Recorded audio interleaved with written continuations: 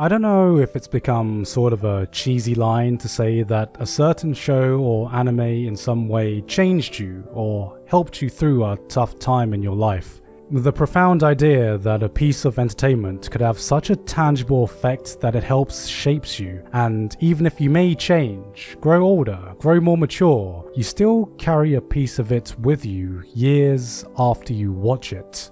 I'm sure many of you have one or two things that have done that for you, but in anime, I don't think there's a franchise that has touched and influenced as big of an audience as Evangelion. Evangelion is quite possibly my favourite anime of all time, or at least it's the one I've carried with me for the longest. And I know that's not really a hot take considering this is arguably the most influential anime of all time, but I still do think it's a series every anime fan needs to experience at least once in their lives. Not because I think everyone will instantly love it as a universally acclaimed masterpiece, but because it's such a profoundly powerful and intimate piece of media that if by chance you do come out of this resonating with a character or a scene or maybe just a single line, it'll stick with you for a very, very long time.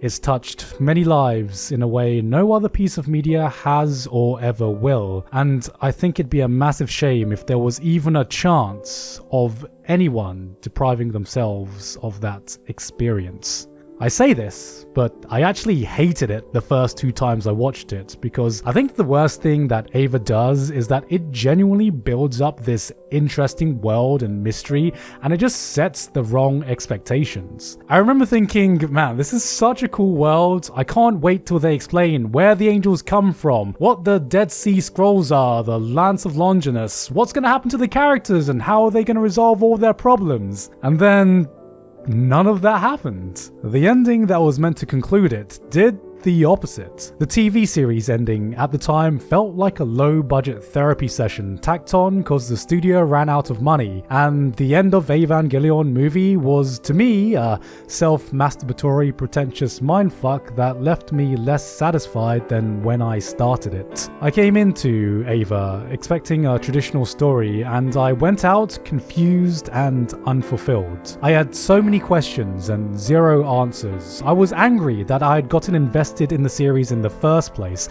I spent days researching, reading explanations, getting into online arguments, and I left even more confused.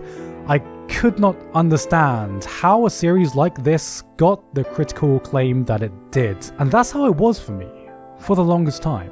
Then, years later, I entered the darkest period of my life. Several massive things happened to me, and I was in the worst mental state I'd ever been in and ever have been in still. Nothing could pick me up from this well I'd fallen into. My favorite anime lost their magic, games were no longer fun, everything just kind of felt meaningless, and for some reason I decided to put on Evangelion because hell, why the fuck not, right? This time though, something just clicked. I no longer cared about the mysteries or the lore of the world. I saw broken people trying to find value in who they were. I saw pieces of myself spread out in every character, and the fever dream artsy sequences I dismissed as pretentious before somehow made sense. It was like someone had laid out my jumbled, fractured stream of consciousness and put it on screen.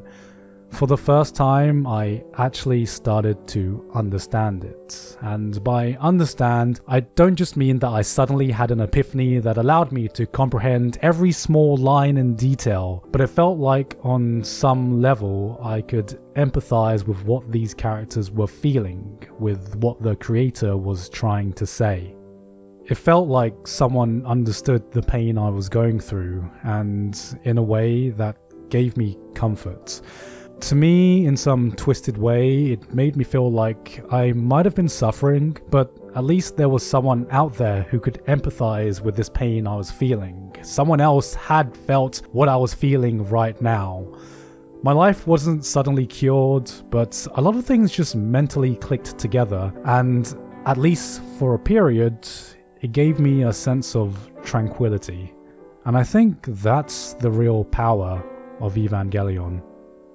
When people say you don't get Evangelion, I used to think that it was a pretentious way of attacking my intelligence, that I somehow couldn't comprehend what was going on. But now I just think it just means that you don't resonate with the emotions being portrayed on screen, because to me, there's no real way you can truly understand Eva.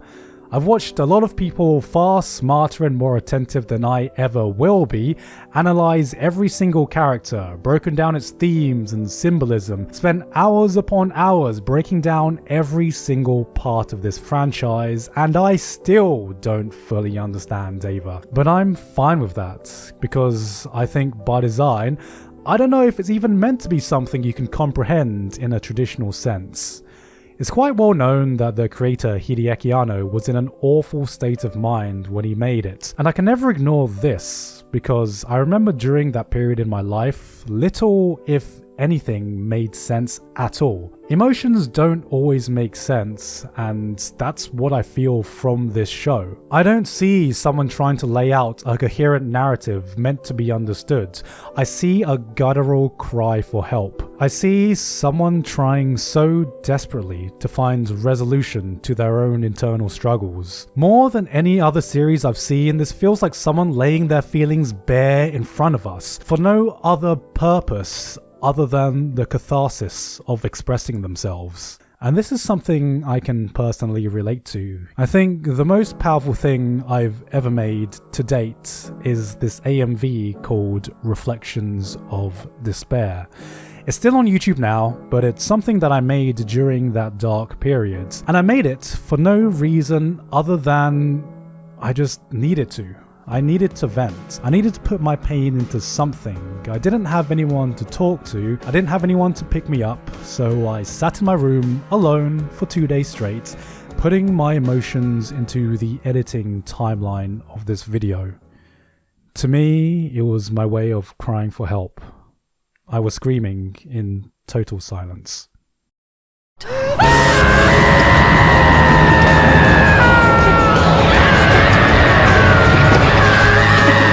All I ever do is hurt other people. Say something, damn it. You betrayed me. You betrayed my feelings. Somebody help me. Please care about me. Don't leave me. I'm begging you. Don't abandon me. Don't leave me alone. Please don't kill me. I am still incredibly proud of this AMV, even if I don't recognize the person who made it. Sure, I know I did, I literally remember doing it, but I couldn't recreate something like this even if I tried, for better or worse. I'm thankfully in a much better place now, and looking back at this, I don't know what I was trying to say. I don't know why I picked the lines I did, why I chose these scenes, or why I used this song. All I know is that it felt right at the time. I realize this isn't comparable to making a full TV series, but this is what I feel from every iteration of Eva. Perhaps Anno did know exactly what he wanted to say, perhaps he didn't, but what I always feel is the catharsis of his raw, unbridled emotions etched into the show. It's so strongly imbued with these emotions that if you've ever related even just a little bit, it's impossible to not have some kind of guttural reaction to it, to use it as a springboard to reflect on yourself. Every time I've watched Evangelion, I've come out with something new, and there's just something special about a series that can teach me something new about myself every single time I watch it. If there was one thing I never got from Eva, however, it was that feeling of a satisfying end, at least naturally. As you grow older, you realize that not everything in life has a clean ending. Not everything has a perfect solution, and that's fine.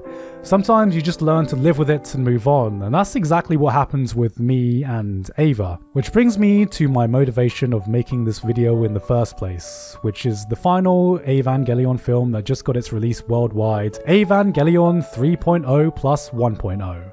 My hype for the final Eva movie died a long time ago. At first, I was giddy at the possibility of having a proper ending, and then 3 films took 5 years to make, and then after that, 1 year passed, then 2 years, then 5 years, and now, almost 10 years after 3.0 came out, my initial reaction to it getting released was, oh, it's out. By this point in life, I had made peace with the franchise. I could have gotten no more Eva in my life at all, and I would have been completely fine with it. I was no longer invested enough to even care how it concluded, which is why I'm so blindsided by how much this movie meant for me. This didn't just feel like 9 years in the making, it felt like 26 years in the making. And I can't even begin to describe the cathartic release of feeling what I never got to feel over half my lifetime ago now, when I first watched Eva. Closure. Was it the perfect movie? No. Was every little thing resolved? No. Was it even my favourite ending? No. But it was one that I'd forgotten that I was waiting for. I have no shame in admitting that I didn't understand most of what was going on, but like I've said, to me, Eva was never a series about the perfect narrative, understanding every plot point or tying up all loose ends. It was about emotional resonance, and what resonated with me was someone who had truly found a way to move past their inner demons. In the original Eva, Shinji learned to accept who he was and love himself, and every ending kind of replicates that same sentiment, but this time it felt different, because it really felt like the person behind him saying it had time to properly believe it. You don't just wake up one day and be okay with the world. You don't just take one pill and wish goodbye to depression. You don't just have one pep talk and realize that everything that was broken about you is now fixed.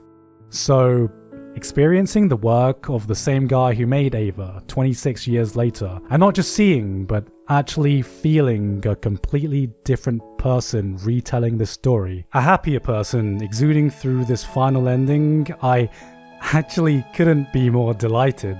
I couldn't be happier that someone like me had found a way to move on.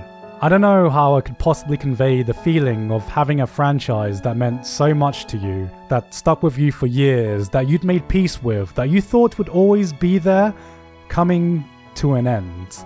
I felt happy that I got to experience such an amazing journey in the first place. I felt sad, because I felt like I was finally putting an aspect of my younger self to rest for good. I felt empty, because this was it. This was truly the end. But most of all, I felt fulfilled, in a way only Eva could make me feel. In the end, to me, Eva was a passionate way for one man to lay his raw emotions and ideas out there. It's the story of a broken man on his journey to solace. As a fan, you view this journey through foggy glasses. You spend your time figuring out where he was going with all this. You guess, second guess, analyze, creep in for a closer look, research, analyze over every detail, ponder over whether it means anything at all, question why you give a damn in the first place, only to realize that, in the end, it meant something to you. Something about it spoke to you. That's just the baggage that came with being an Eva fan, because whatever message you take from the franchise, from the endings, from any of the iterations, it is, and always will be, your own.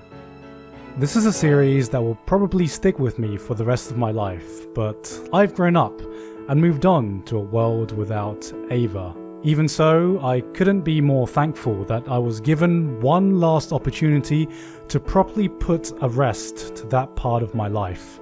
And in the end, I don't think there's anything more I can say other than goodbye and thank you, all of Evangelion.